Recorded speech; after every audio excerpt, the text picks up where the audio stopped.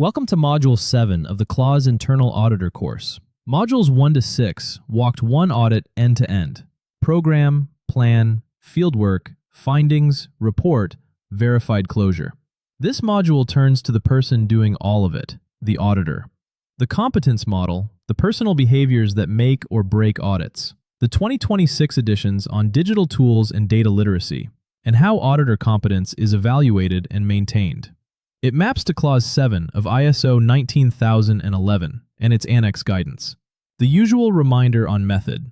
The allocated time covers the whole approach. The study guide, the standard, this video, then the quiz. This video is the guided lesson inside that method. After this module, you will be able to do 4 things. Describe the auditor competence model, knowledge, skills, and behavior demonstrated. Recognize the personal behaviors that make or break audits, and coach them. Include the 2026 editions, digital tools, remote communication, and data literacy. And set evaluation criteria and methods for auditors, and keep competence current once it exists. Here is why this module exists. Audits cannot rise above the auditors who perform them. ISO 19011 dedicates a full clause to auditor competence because every discipline in modules 1 to 6, risk-based programming, evidence triangulation, defensible findings, is executed or butchered by a human being under time pressure. The 2026 edition keeps the established model and widens it for the way audits now actually run. The model is a stack. At the base, knowledge, the standard, and the criteria. The organization's processes, audit methods including remote ones, and the legal context. Above it, skills, interviewing, sampling, evidence evaluation, writing findings, managing time, and digital tools. And carrying both, behavior, ethical, open-minded, diplomatic, observant, resilient under pushback. And the definition to hold on to. Competence is knowledge plus skills plus behavior, demonstrated. And then evaluated, never assumed. Behavior is the load-bearing layer, and the profile the standard describes reads like a character reference, because it is one. Ethical, open-minded, diplomatic, observant, perceptive, versatile, tenacious, decisive, self-reliant, resilient, able to act with fortitude when it is unpopular, open to improvement, culturally sensitive, collaborative. 2 of these deserve special attention in internal programs, because internal auditing puts them under structural pressure. The first is tenacity with courtesy. The internal auditor audits colleagues they will eat lunch with for years. The temptation to soften a finding, to spare a relationship, to smooth a meeting is structural. It is built into the job, and it never goes away.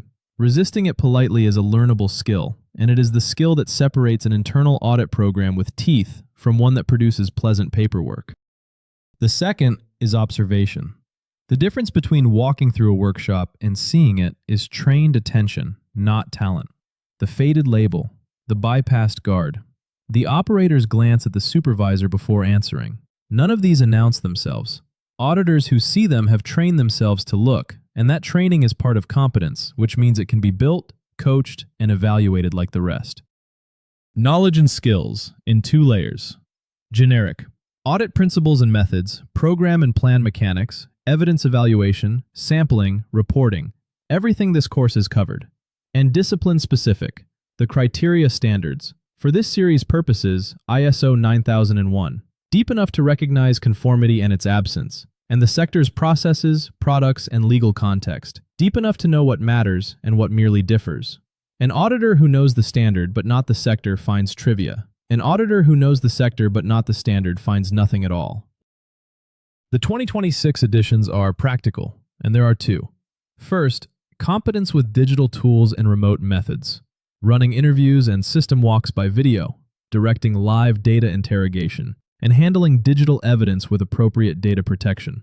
Module 4's disciplines, now named as competence requirements. Second, data literacy.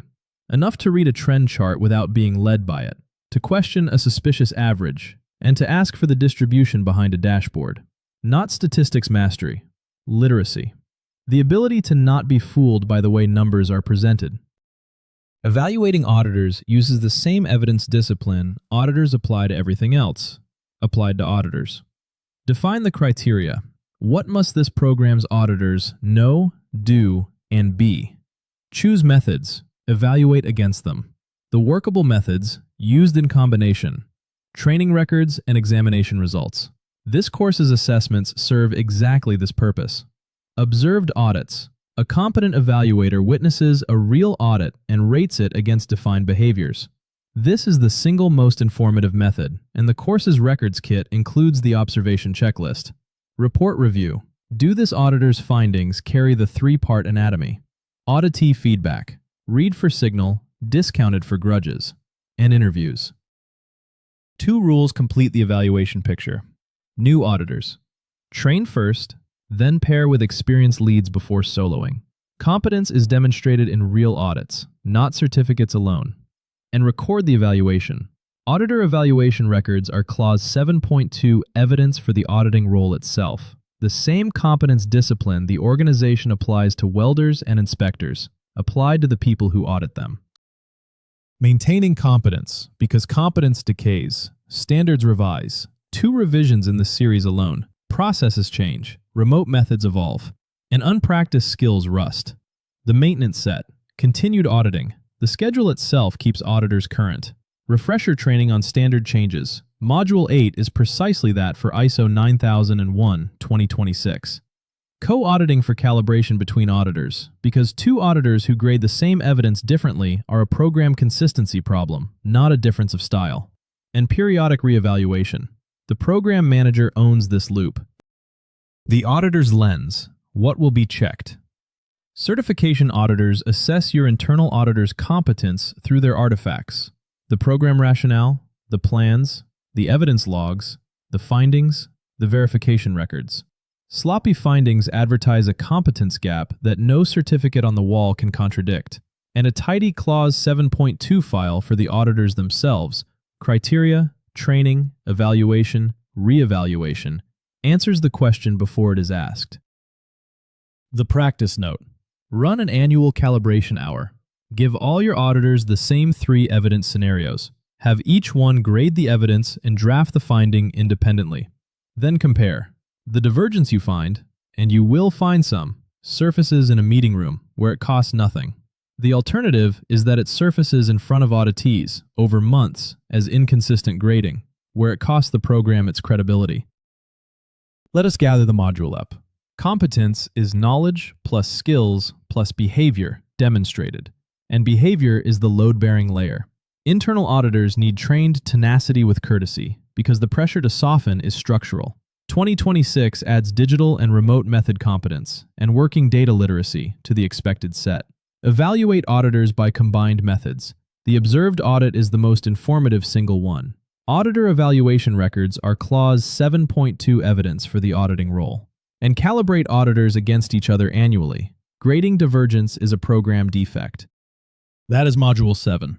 Before you move on, reread Module 7 in the study guide. Read Qlause 7 and the annex guidance in your licensed copy of the standard.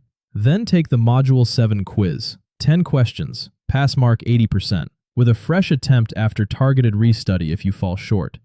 And then Module 8, the module this transition cycle makes essential.